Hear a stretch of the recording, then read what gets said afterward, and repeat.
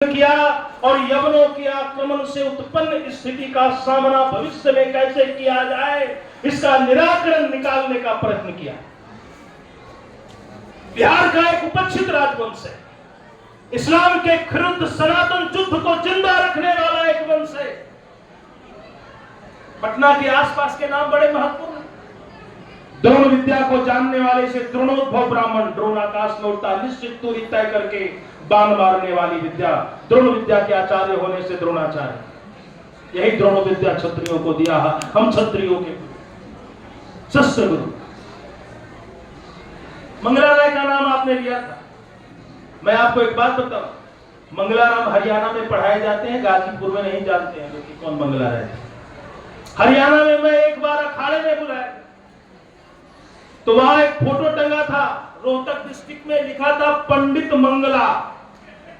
मैंने फोटो से पहचान लिया कि वही जोगा महासिक का महानायक है। मैंने वहां के पहलवान जी से, उस्ताद जी से पूछा कि ये पंडित मंगला कौन है? कहा कि जी हम नहीं जानते। मैंने कहा फिर?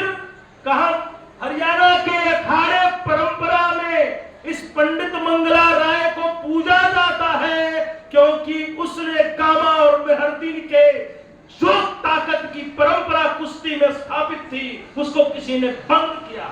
ये मिथक को भंग किया कि मुसलमान एक पहलवान है, वह पंडित मंगला राय था। ये जरूर अखाड़े में बताया जाता है और ये बताया जाता है कि यूपी या बिहार के कहीं के रहने वाले थे, ये एक पंडित थे। ये हरियाणा बताता है, हरियाणा वाला तो बताता है, लेकिन गाजीपुर वाले भूल गए, हम बिहार वाले भूल गए इस परंपरा को।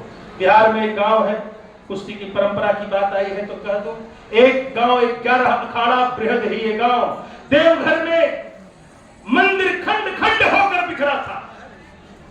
2 पुजारी बुलाए गए, पंडित पृथु ठाकुर, पंडित जय ठाकुर मिथिला से। उन दोनों को 1.25 लाख एकड़ की जमींदारी भूमि अग्रहार मिला किस तीर्थ का उद्धार करने के लिए, वैद्यनाथ के तीर्थ का उद्धार करने के लिए। और उनको एक बृहद ही एक गांव मिला, विशाल हृदय वाले ब्राह्मणों का गांव मिला। उस गांव का नाम बढ़िया है और वहां 11 अखाड़े थे, ऐतिहासिक। उसको छोटी अयोध्या कहा जाता है। और अयोध्या और देवघर में वहां के लोगों के घर और मकान। आई अयोध्या की बात चल रही है, कृष्ण जन्मभूमि की बात चलेगी, बनारस की बात चलेगी। बनारस 6 अग्रहारों में बटा हुआ था। तुलसीदास से जानिए, राम के बाद तुलसीदास ने किसी की वंदना की तो पंडित राय टोडरमल की बात की। वो लाहौरी टोडरमल नहीं जो अकबर के दरबार में। राम गांव टोडर गए, तुलसी भय असोच। ये भदैनी भद्रवेनी के 4 अग्रहार गांवों का शासक है कलयुग तुलसी। यही कलिकाल में जो टोडर सो हूं, इस कलिकाल में भी इस टोडर के समान कोई भूख है। और जब तुलसी की रघुनाथ गाथा पानी में बहा दी गई तो तुलसी विलाप कर रहे थे। इसी टोडर ने कहा था, आप अपनी प्रज्ञा की शक्ति से जाने जाते हैं, क्योंकि प्रज्ञा ही तो ब्राह्मण का धर्म है। गायत्र्या ब्राह्मणम निवर्तेत। गायत्री की जो अग्नि है, गायत्री रूपी छंद की जो अग्नि है, जो अग्नि प्रवाह है, वही तो ब्राह्मण है। अब कितने लोग गायत्री मंत्र पढ़ते हैं वो विचार करें। अनुष्टुप छात्र धर्म है, जगती वैश्य का धर्म है, ऋग्वेद के छंदों में भी वर्ण है। इसको जातिवाद नहीं माने, गुण धर्म माने। और व्यक्ति गुणधर्म से जाना जानता है। ब्राह्मण होने के लिए ब्राह्मण बनना पड़ता। अकारण कोई कहे मैं ब्राह्मण हूं, मैं तो नहीं मान सकता कि ब्राह्मण। यदि ब्रह्मविद विवेक है तो ब्राह्मण है, यदि वेदांत के मार्ग पर है तो ब्राह्मण है,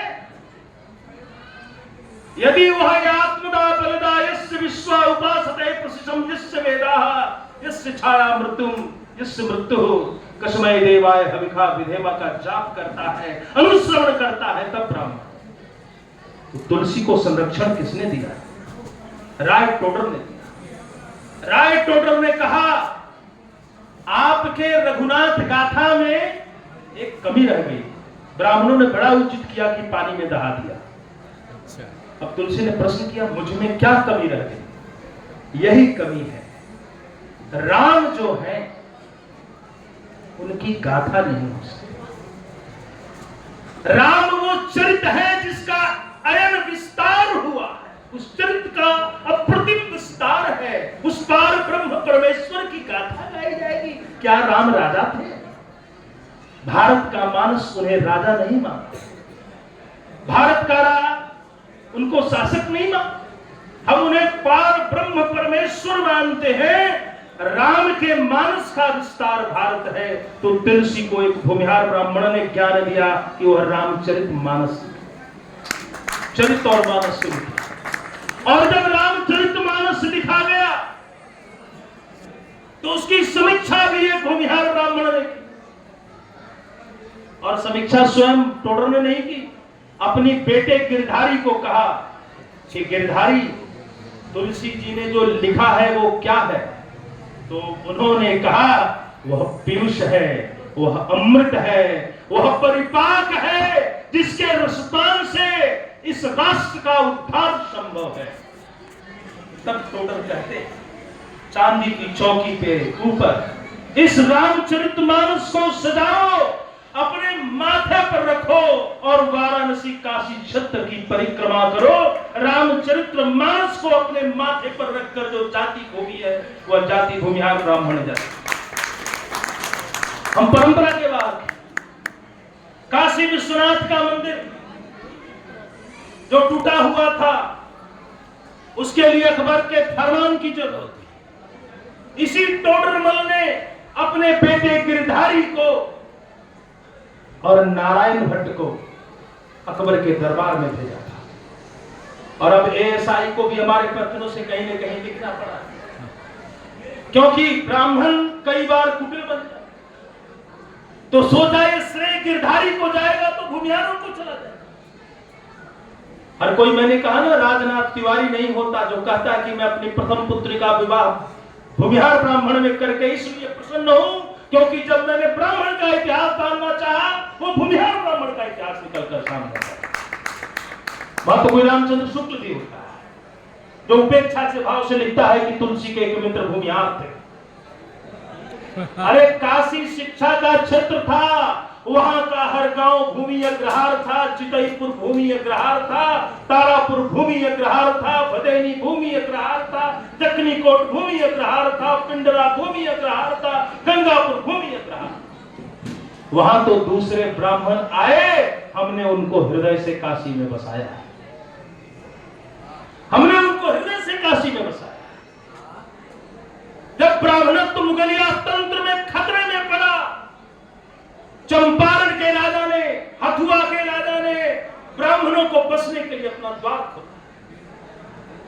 और ये भूलिए मत, भूमिहार ब्राह्मण का 3 अभिमान है, 3 स्थान अभिमान है जिसको संस्कृति ने त्रिस्थली कहा है। गया, काशी, प्रयाग। गया, काशी और प्रयाग को पेशवा बाजीराव भी मुगलों से मुक्त करना चाहते हैं, लेकिन वहां मराठांचा इतिहास में सरदेसाई ने लिखा है कि जब पेशवाओं को पता चला कि काशी के राजा ब्राह्मणाधिपति द्विजराज बलवंत सिंह ने अली कुली खां की सेना को पराजित करके इलाहाबाद भेज दिया है और मात्र 5000 की सेना अल्हादी मिस्र के नेतृत्व में लड़ी है और विजय को पाई है, तो मराठाओं ने भी इस जाति के लिए जय कहा है। और काशी को मुक्त करने का यदि किसी को श्रेय है तो भूमिहार ब्राह्मण। एक दूसरा प्रश्न है, 22,000 की फौज को लेकर गया में आया फैजुल्ला खां। याद रखिएगा, काशी में फिर भी मस्जिद बनी, अयोध्या में मस्जिद बनी, मथुरा में मस्जिद बनी थी। गया वो तीर्थ है जहां चाहकर कोई मस्जिद नहीं बना पाया, और उसका एक कारण था कि गया के चतुर्दिक भूमिहार ब्राह्मण नाम की जाति। इतिहास क्षण क्षण विलुप्त हो रहा है। गया में पंडे हैं, मवार पंडे हैं, कहेंगे जी हम मवार पंडे हैं। सामने से कहिएगा तो आप भूमिहारी हुए ना? नहीं, हम तो पंडित हैं। अरे पंडित तो है, लेकिन आपके पीछे आएंगे, कहेंगे अच्छा बाबू पता है, तुरा पता है ये बात? हम के हाँ पता है, कहे नहीं पता है। गया विष्णु पद के रक्षा के लिए जो गोले चलाने के लिए ब्राह्मण खड़े हुए, वो गोलावर पंडित भूमिहार ब्राह्मण।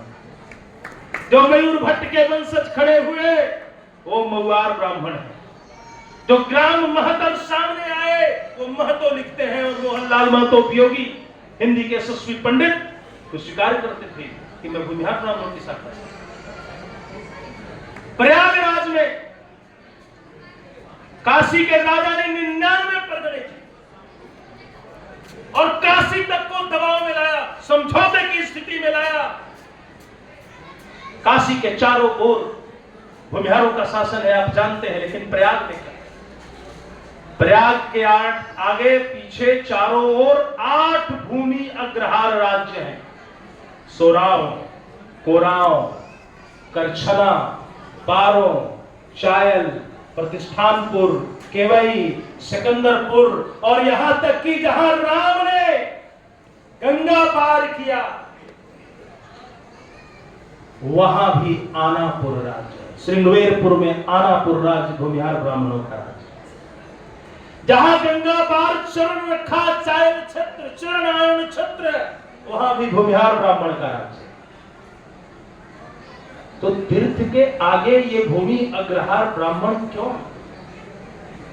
जब शंकराचार्य काशी की भूमि में आए तो काशी की भूमि में कौन था? पाटलिपुत्र में, देश में न कोई मैथिल ब्राह्मण था, न कोई कामिकुल ब्राह्मण था, न कोई सरयू पारण ब्राह्मण था, न उस समय कोई तथाकथित शक्तिपति ब्राह्मण था। वहां ब्राह्मण केवल एक था, वह भूमि अग्रहार पद्धति का ब्राह्मण था, जो सैनिक कर्म भी कर रहा था, कृषि कर्म भी करवा रहा था। और आपने कृषि की बहुत सारी बातें की, तो आपको बता दूं कि दुनिया में कृषि क्रांति हुई कैसे। ये मेरा रिसर्च नहीं है, अमेरिकन रिसर्च। एक पुस्तक का नाम है कृषि शास्त्रम, लिखा हुआ है महाराजा पंडित मित्रजीत सिंह नारायण कृतः। यह टेकारी का राजा है, किताब में लिखा है इसकरी स्टेट साहेबगंज गया। राजा ने 1806 में शिवाजी के वंशज सरफोजी महाराजा द्वितीय के गया आगमन पर एक पुस्तक भेंट करवाई और कहा कि मगध में कृषि क्रांति हो रही है। इस कृषि क्रांति का आधार कृषि शास्त्र नामक ग्रंथ है, इसका फारसी अनुवाद। वो लेकर गए तमिलनाडु में, तंजौर में वो शासक। हमें ज्यादा समय नहीं लूंगा, 10 मिनट और। तो तंजौर गए तो वहां का ट्रैंको बार मिशन उस पुस्तक को ले लिया और वो पुस्तक इंग्लैंड भेजी गई। तो इंग्लैंड के कृषि वैज्ञानिकों ने कहा कि इंग्लैंड और आयरलैंड की ऐसी स्थिति नहीं है कि वहां इस कृषि प्रणाली से खेती हो सके। कहा फिर क्या किया जाए? कहा हमारे सारे चाचेरे मौसेरे भाई जो है वो अमेरिका में बस रहे हैं, तो पुस्तक को वहीं ट्रांसलेट करके भेजा। और अमेरिका में डिसीजन हुआ कि साउथ अमेरिका में महाराजा पंडित ब्राह्मणाधिपति टेकारी मित्रजीत नारायण सिंह विरचित पुस्तक के आधार पर कृषि क्रांति हो। आप जैविक कृषि क्रांति बता सकते। अवदान कहां है? कामदार खां मगध में भेजा गया। डोला प्रथा के खिलाफ हमारी लड़ाई है, हम सभी सनातन धर्मियों के लिए लड़ते हैं। और हमारे आचार्य प्रवर प्रहलाद गिरी जी यहाँ मौजूद हैं, इनको बात विज्ञात है और बड़े गौरव से भूमिहार ब्राह्मणों की गाथा करते हैं। और मैं इस पर आऊंगा कि गिरी ब्राह्मणों के साथ हमारा संबंध क्या है, हम दोनों कैसे इतिहास में कहां साथ लड़े। बहुत रोचक प्रसंग है इतिहास का, इसलिए मैं जरूर कहना चाहूंगा कि गरीब ब्राह्मण जब पेशवा के साथ थे वहां विजय संभव हुआ, गरीब ब्राह्मण जब भूमिहारों के साथ थे भूमिहारों की विजय संभव। इस रूप में मगध तो कामदार खां भेजा गया, वो राजपूत जाति से कन्वर्ट, और कहा गया कि मस्जिद तुम्हें हर हालत में गया में बनानी है। टेकारी के राजा सुंदर सिंह ने यह घोषणा की कि जब तक मगध में एक बाभन जिंदा है, विष्णुपद की धरती पर कोई मस्जिद बनाया नहीं जा सकता। विष्णुपद छोड़कर मस्जिद बनाई जाती है, ईंटें मैं लगा सकता हूं, लेकिन विष्णुपद की धरती पर कोई मस्जिद नहीं बनाई जा सकती। ये स्वाभिमान है। जब इलाहाबाद के एक सूबेदार ने एक छत्रानी कन्या को भदोई के राजा से उसका हाथ मांग लिया और राजा लाचार हुआ, 5000 की सेना के साथ, बालकृष्ण हजारी के साथ मिर्जापुर और चुनाव के जंगलों में काशी के राजा बलवंत सिंह थे। उनको जब सूचना मिली तो उन्होंने कहा हमारे अश्व को मोड़ा जाए और हम एक हिंदू छत्रानी के कौमार रक्षण के लिए संघर्ष करेंगे।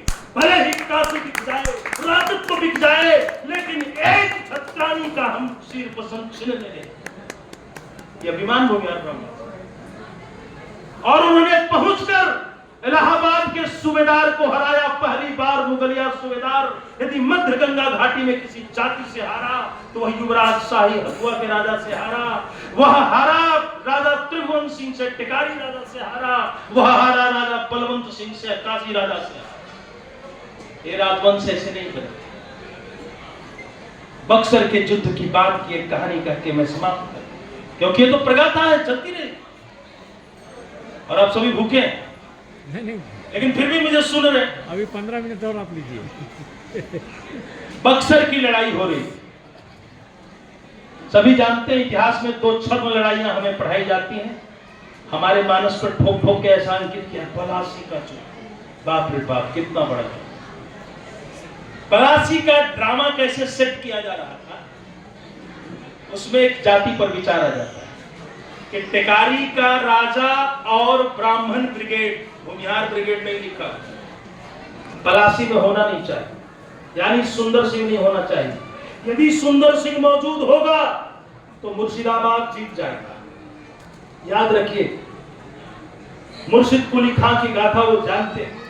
अली वर्दी खां अपनी सेना लेकर पटना में आया, सुंदर सिंह से युद्ध हुआ। हारती हुई सेना का हौसला एक बात कहकर सुंदर सिंह ने बढ़ाया था और कहा था कि युद्ध भूमि में जब तक एक मगध का बाभन है तब तक विजय की संभावना है, लड़ो और डटे। और अली वर्दी खां को समझौता करना पड़ा था। मुर्शिदाबाद के राज्य में मराठों की शक्ति को रोकने के लिए पूरे मुर्शिदाबाद के ब्रिगेड का प्रधान सुंदर सिंह को सौंपा गया था। और 3 बार मराठों का इन्वेजन बंगाल और बिहार में उस राजा सुंदर सिंह ने। मुर्शिदाबाद के स्कूल में उनका विराट चित्र का निर्माण हुआ है, जो ब्रिटिश म्यूजियम लंदन में है। और उस चित्र को देखने के बाद आपको गौरव होगा कि यह देह, यह यष्टि, यह भुजा, यह स्कंद, यह तिलक, यह ललाट, यह शिखा गई का। ये तो गजब विस्मृतियों का दौर है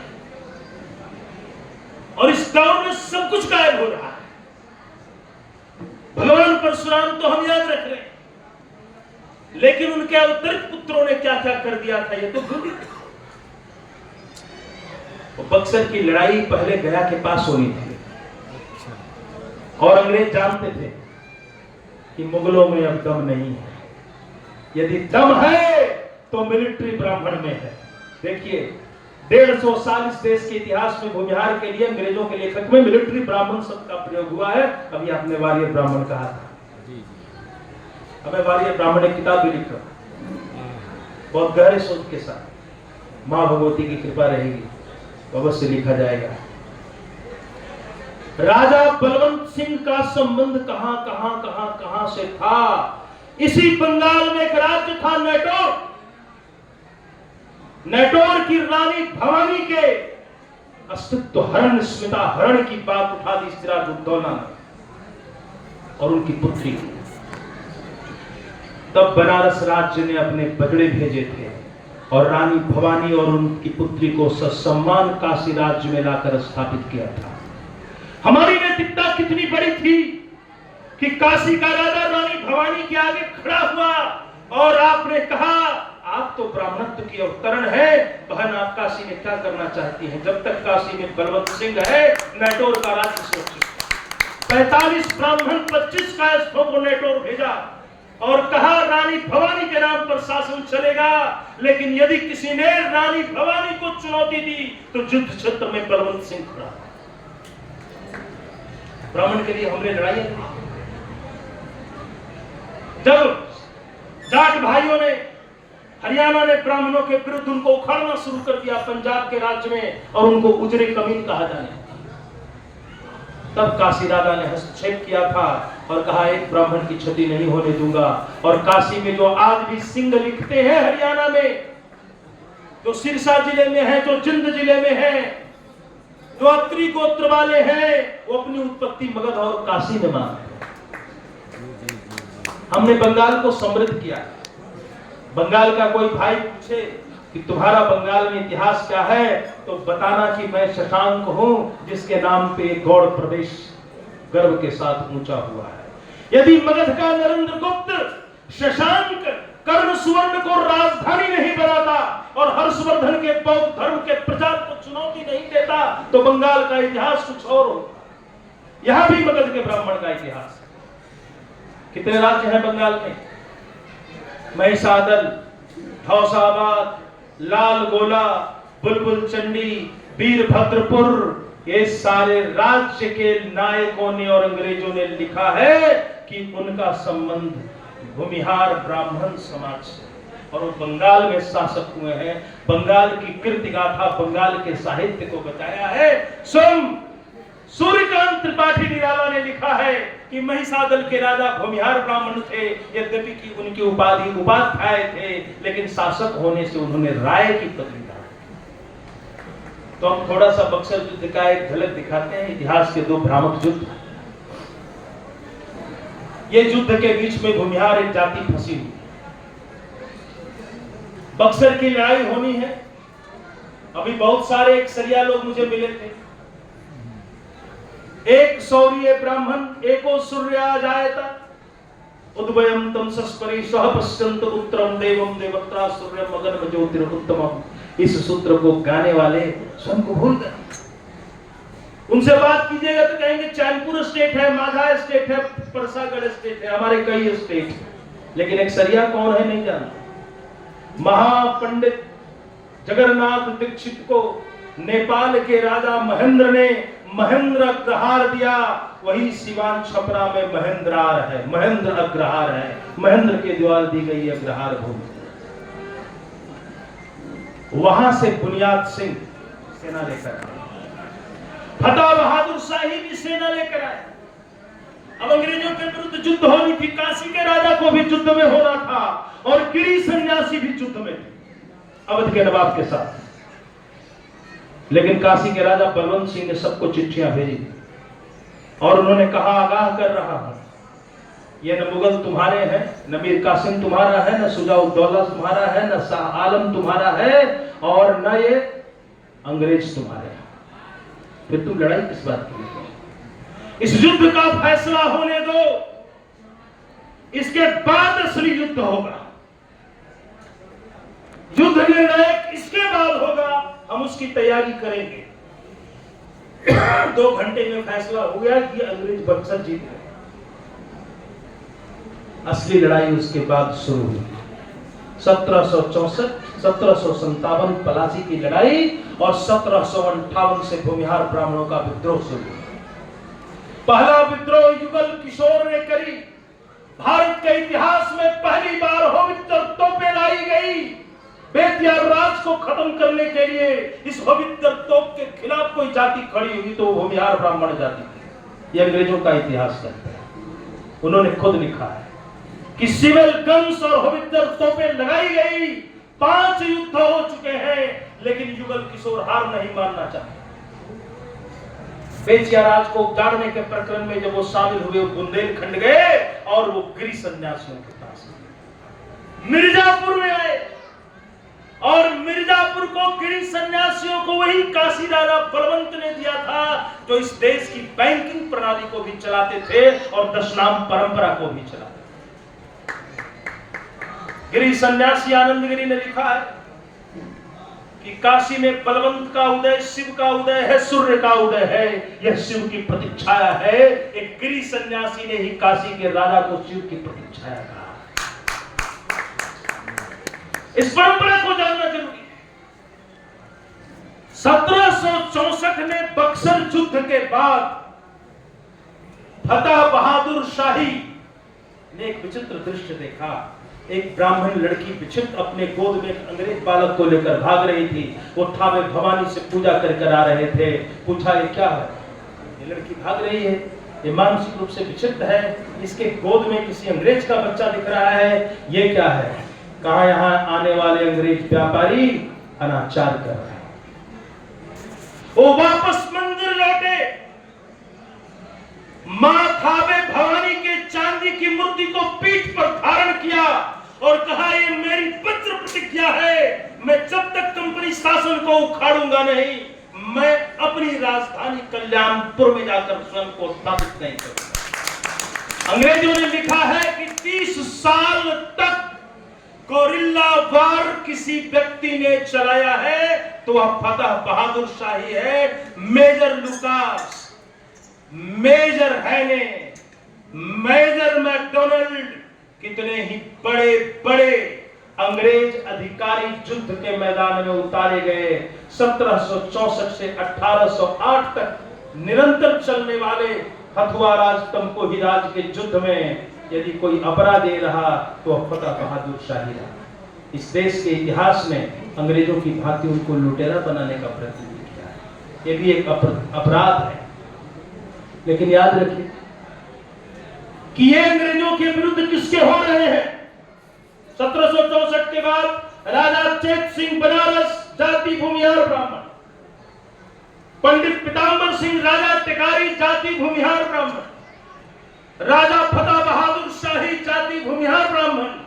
राजा युगल किशोर सिंह, जाति भूमिहार ब्राह्मण। युद्ध के मोर्चे पे भूमिहार ब्राह्मण है। युद्ध के मोर्चे पे जो रामरुच सिंह लड़ रहा है और बलिया के लोग, कोटवा नारायणपुर के बाबू बेचू राय 2500 की फौज को लेकर भिड़े। और मगध के बेचू सिंह, जो अंग्रेज जाति बक्सर के बाद अपराजय समझ रही थी, उस अंग्रेज जाति को चंद्रा के पास हरा दिया बाबू बेचू सिंह की 15,000 की पलटन में। और 64 अंग्रेजी पगड़े जो काफी पहुंच रहे थे, उसको सोन नदी में पलटवाने का काम किया। ये अपनी छाती। लोग कहते हैं हमारी जनसंख्या कम है। जनसंख्या कम हो सकती है। आप सेना में देखिए, आप इसरो में देखिए, आप दुनिया के भारत के विश्वविद्यालयों में देखिए, हमारी विद्यमानता है। हम सतत रूप से वहां प्रतिष्ठित।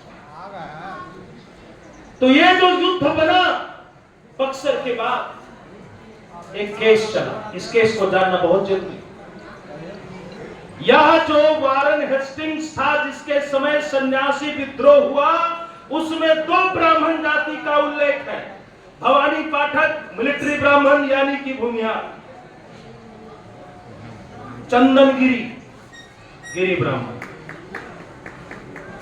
डामरगिरी गिरी ब्राह्मण, अजित गिरी गिरी ब्राह्मण, बालक गिरी गिरी ब्राह्मण, फतेह बहादुर शाही भूमिहार ब्राह्मण, भवानी पाठक भूमिहार ब्राह्मण, रामरुच सिंह भूमिहार ब्राह्मण, मोती सिंह गिरी, कई बार भूमिहार भी 10 नाम में गिरी लिखते, भूमिहार ब्राह्मण, भवानी शंकर भूमिहार ब्राह्मण, शिव प्रसन्न सिंह भूमिहार ब्राह्मण, काशी का राजा जगत सिंह भूमिहार ब्राह्मण।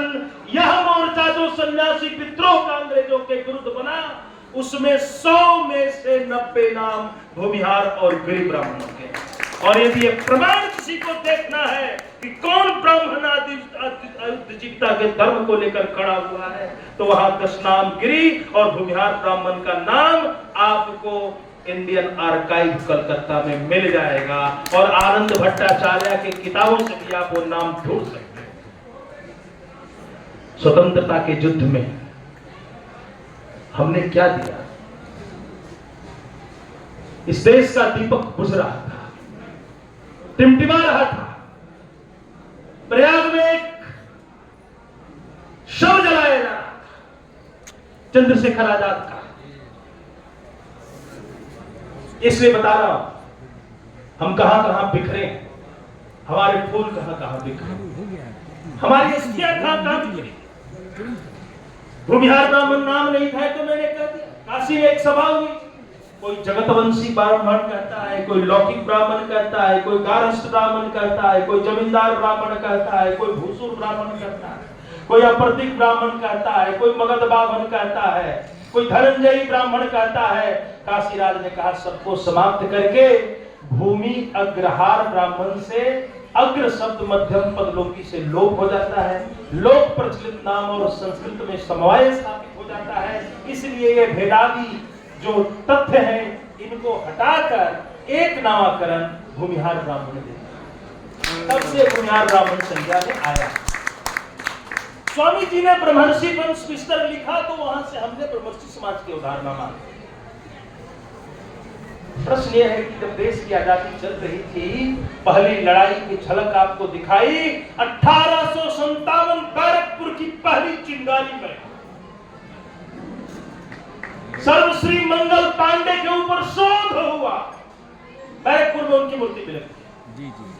और लिखा हुआ है कि he belonged to village Revatipur, upper middle Ganga plain of Ballia district and belonged to the caste Bhumihar Brahmin. ये कैसे है? कोई भेद नहीं है, ब्राह्मण तो सब एक ही है। ये तो स्थानीय संज्ञा है। पेशागत परिवर्तन से ब्राह्मण 1000 वर्गों में बांटकर खुद को देखता है, ये विडंबना है। लेकिन तात्विक समानता है, अंतःकरण की समानता है, मानस की समानता है, प्रकृति की समानता है। तो बृहत्तर ब्राह्मण समाज भी बनना चाहिए, कुंठाओं का समाज नहीं बनना। 1857 की क्रांति में मंगल पांडे से पहले एक व्यक्ति को फांसी लगी। अंग्रेजों ने कहा है कि वही व्यक्ति मास्टरमाइंड था, वही व्यक्ति मास्टरमाइंड था। ध्यान दीजिएगा, मंगल पांडे जी को फांसी बाद में लगी, पहले एक ईश्वरी पांडे को फांसी लगी। ईश्वरी पांडे को खड़ा किया गया। मंगल पांडे फांसी पर जाते समय बिल्कुल नहीं बोल रहे थे, ओपन ट्रायल हुआ था, बैलगाड़ी में बैठा के ले जाएगा, वो एक चादर ओढ़े हुए। मंगल पांडे ने अपने साथियों को बचाने के लिए 2 झूठ बोला, उस पर हिंदुस्तान में एक फिल्म बन गई, अनैतिक फिल्म बनाई। मंगल मस्ती में चूर चलल, पहला बागी मधुर चलल, मातृभूमि के बलिवेदी पर बलिया के पाका सुर चलल। मंगल पांडे के नाम का जो शौर्य है वो अंग्रेजों के रिकॉर्ड में दिखेगा कि एक सिपाही ने अंग्रेजों को गाली दी, तो जानता नहीं मैं कौन ब्राह्मण, तुम किसको चुनौती दे। पहले ही वो अग्नि फूट गई। लेकिन अंग्रेजों से एक व्यक्ति की बहस हो रही है ट्रायल में, उस व्यक्ति का नाम है ईश्वरी पांडे, और ईश्वरी पांडे कह रहा है कि मंगल निर्दोष है, यही ईश्वरी पांडे का दोष है। अंग्रेज कह रहा है कि ईश्वरी पांडे कह रहा है कि मंगल निर्दोष है, यही इसका दोष है, पहले इसी को फांसी दो। और बैलगाड़ी में बांध कर ले जाया जा रहा है ईश्वरी पांडे इसी बैरकपुर की धरती पर, और उसकी गर्दना के आगे हिंदुस्तानी सिपाहियों का सर झुका। वो उनको कह रहा है आज ईश्वरी फांसी पर चढ़ेगा, कल मंगल पांडे चढ़ेगा। याद रखो, इस देश की बड़ी जनसंख्या अंग्रेजों के द्वारा फांसी पर चढ़ाई जाएगी या तुम इसकी गुलामी करोगे। ये विचित्र स्थिति पैदा है। ये ईश्वरी पांडे का जन्म भी भूमिहार ब्राह्मण कुल में हुआ। मैं कुंवर सिंह के विचार, उनके निर्णय शक्ति की वंदना करता हूं, लेकिन साथ में ये याद रखिए कि जिस मोर्चे पे मैगर राय लड़ा वह विजय ही कुंवर सिंह को विजय दी। मैगर राय के लिए तो ताली बजा दीजिए भाई। जब अतरौलिया यहाँ आजमगढ़ के लोग हैं, कुंवर सिंह का सबसे महत्वपूर्ण युद्ध अतरौलिया में हुआ।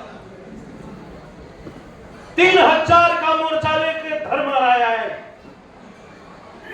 धर्माराय का भाई भीमराय आया और मिलमैन की टुकड़ी से भिड़ा। मिलमैन को युद्ध क्षेत्र छोड़कर भागना पड़ा। मिलमैन ने खुद लिखा मैं क्रिमिया का वार हीरो था और धर्माराय के आगे मैं हार रहा था। यह धर्माराय आजमगढ़ का भूमियार ब्राह्मण था। 1857 के इतिहास पर लिखने के लिए मुझे सरकार ने कमीशन किया, मां भगवती की कृपा। वरना तो मैं बिहार के जिस गांव में हूं, सड़क 4 साल पहले, और नक्सल दबाव में हम लोगों ने 1986 में गांव भी छोड़ा। मैं छोटा था, मेरे को लेकर गांव से लोग निकल गए। तो दिल्ली में सुधारी सिंह और हीरा सिंह क्षत्रिय वंश के खुद 2 महावीरों का बहुत बड़ा नाम है, और वो भी नीमच से आए।